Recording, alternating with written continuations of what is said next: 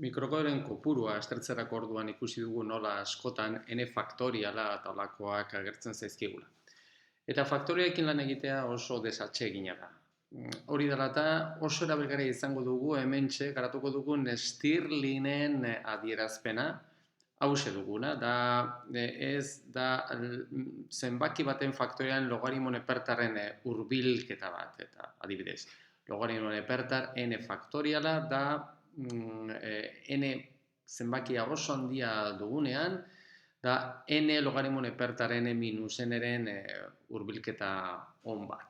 Eta izatez, kuriositate bezala, adierazpen hori da matematikar batek sortua, James Stirling da bere izena, matematikari eskoziarra, izatez Stirling hiritik hurbil jaiozena, aspaldikoa ikusten duzuenez, 17. mendean jaiozana, eta adibidez Newtonen eskolakoa, Newtonen garaikidea izan zana, baita bere kasuan Oxforden ikasi zuen. Bueno, orduantxe egingo duguna izango da Stirlingen adierazpenen hurbilketaren frogapen txiki bat eta erraza bat garatuko dugu. Eta ikusiko duzuenez, askotan erabiliko duguna izango dugu. Bueno, lehenengo eta behin horretarako, hementxe irudikatuko dugu, grafiko honetan, logaritmo nepertar x daukagu, beltzan, hementxe, batetik aurrera, hementxe x ardatzean jarri ditugu zenbaki naturalak, 1, 2, 3, eta azkena jarriko dugu n hori oso handia dana. Eta hortaz gain ikusten dugu baita kurba urdina dugula, eta beste kurba gorri bat. Kurba urdina daukagik eskaloien forma dauka, eskalai horren zabalera bat unitatekoa dugu, eta altuera handitzen dijoa, adibidez lehenengo altuera daukagu logaritmo nepertar 2, ze justu da 2 dagokion logaritmo nepertarren balioa dauka, oda logaritmo nepertar 2 izango litzateke lehenengo eskaloien altuera, bigarren eskaloien altuera da logaritmo nepertar 3, hirugarrena logaritmo nepertar 4, eta horrela handitzen dijoaz. Eta gero bestaldetik daukagu hementxe beste eskaloiak ditugu, gorriak direnak, eta gorriaren baita eskaloien zabalera batekoa dugu, eta eskaloiak hasten dira lehenengoa hause dugu, eta hori dugu 0, edo bestera baten esan da jar dezakegu logaritmo nepertar 1, 0 dana, urrengo altuera logaritmo nepertar 2 daukagu, urrengoa logaritmo nepertar 3, eta horrela dijoazte. Bueno, oraintxe egingo duguna izango da, 3 kurba hauen, beltzarena, urdinarena eta gorriaren azalera, x abzizarekin sortzen duen azalera aztertuko du. Orduan, adibidez, kurba azalera kurba urdinari dagokion azalera aztertzeko, lauki zuzenak ditugu, orduan lauki zuzenen azalera izango dugu. Lehenengo lauki zuzen azalera izango dugu, altuera logaritmo nepertar 2, bider oinarria, 1, beraz logaritmo nepertar 2, urrengoa logaritmo nepertar 3, eta horrela guztiak batura izango dugu, eta azkena izango dugu logaritmo nepertar n. Eta beraz, logaritmo nepertaren propietateak erabiliz, logaritmo nepertaren batura da biderketen logaritmo nepertarra, orduan jarri garezakegu logaritmo nepertar 2 bider 3 n arte. Bider bat egiten badugu hementzu zuzenean, hause bestera batean jarrita dugu logaritmo nepertar n faktoriala. Bueno, hause dugu,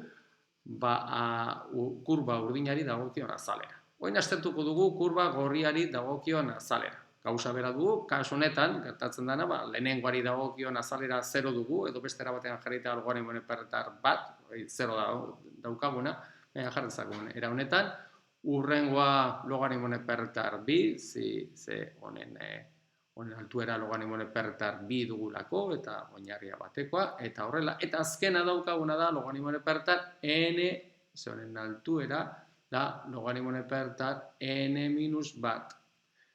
Hause dugu.